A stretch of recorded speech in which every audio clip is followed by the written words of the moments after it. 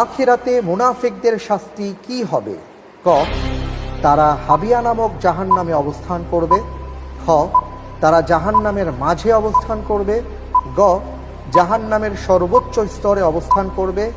ঘ, জাহান্নামের সর্বনিম্ন স্তরে অবস্থান করবে। মুনাফিকদের শাস্তি।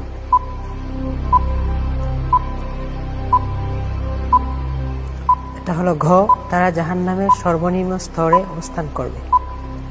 আপনি ভেবে চিনতে বলছেন? জি ইনশাআল্লাহ। লক করে দেব? জি।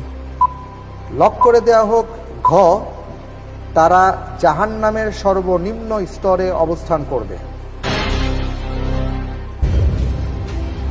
আপনার উত্তরটি সঠিক হয়েছে।